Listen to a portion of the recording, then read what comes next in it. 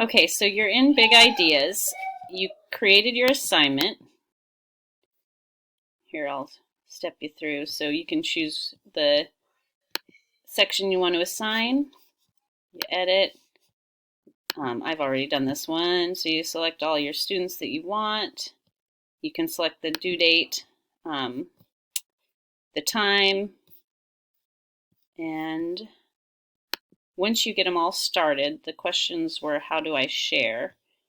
And if you go to your assignments, and because this one's already out there, I can go to a new one, and you can share directly to Google Classroom if it's linked to your account.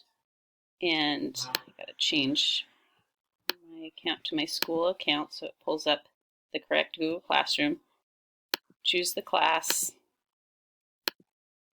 How do you want to make it an assignment question or so we're going to create an assignment and pull this down a little bit. And in the bottom corner, I can't get it up there, but it says go in the bottom right-hand corner down here. So you just select go and it should pop up into your Google Classroom. So that's one way to do it. What I usually do is in my Google Classroom, I create an assignment and then I just label it 6.1, give them instructions, and then I just add the link. And so you can link them right to the Clever, and so they'll sign in and then they'll just know that these are the instructions. My students already know to go to Clever and complete their assignment. So that's another thing you can do. And then you can also do your due dates and point values over here.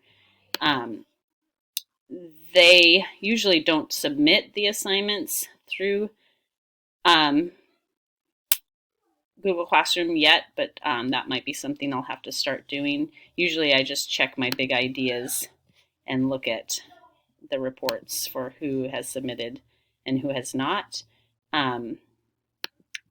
But if there is something you can submit, the reason I usually do an assignment instead of a post is because the assignment will go onto their Google Calendar with the due dates. So for me, it's nice to see a calendar view when things are due. If I had chose a material option, so over here, if I choose a question or material, it doesn't go onto the calendar for that date. So I usually just create all mine as assignments and then they're on their calendar to date. I'll go back and just show you how you would create an assignment if you're still playing around with this. So I want to create an assignment and I'm going to go ahead to chapter, no, I want to go to chapter 7, something we haven't hit yet, so it's all fresh. And you would go in to assign, add an assignment, choose a set of problems, and ours are usually a mix of all of them. You can choose a calculator. You can choose what kind of graphing or scientific Desmos. This will tell you how many times they can check their answers. So at 0, they're unlimited. You can restrict them to only having a couple guesses before they don't have any more to see if they're right or wrong. Choose the students. Easy to just do all or take off some, depending on if you have any students who aren't going to be doing online assignments. I have just a couple who are insistent on taking pictures and emailing them to me. Choose your start date. This is the option we're going to use if we decide to take tests or quizzes, so we can limit the testing window. Due date, name your version. You can write a message, and this is the valuable one, assign additional class. So you can add, let's say you have another Algebra 2 class or geometry class. You can add, usually if you just keep it all the same, it'll select all students and the same date and time. If you have another one, you can save and add another, or just save and then add to queue. And I'm going to cancel because I don't want to assign that yet.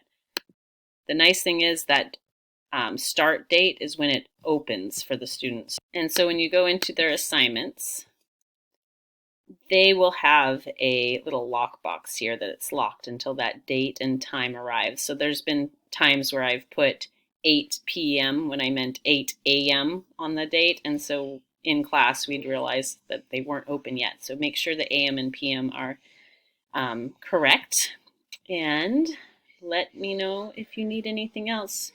The reports are handy. It is a very confusing process to get reports. You can go here just to the chapter report and see what each student has gotten. You can print an individual report from here, or you can go back to reports. And what I usually do is I export. And so I'll export data from a certain start point to end point, usually when the chapter begins and the chapter ends, and then I can click their percentage score from here, and it'll give me a IXL document that I can print easily. But if a parent, for instance, you can go in here, wants data, you can go and select their student and give a little printout for them. So yeah, play around with it. Oh, one more thing. If you want to add another book, like you want to review some Algebra 1, you're going to have to go to Class Management and go to the class. Like let's say I want to add a book. So right now I have Algebra 2. So I want to add an additional book, for instance, Algebra 1. And I save. So now I have 2 books for that class. So when I go to Assignments, I can now select the class and the book and get assignments for this book. So when we go create an assignment, now I'm going to be in my Algebra 1 book. Their screen won't show any different. They'll have a list of all their assignments. You're the one that gets to assign from specific books, which is kind of handy because we do have access to all the Big Ideas books that we have adopted.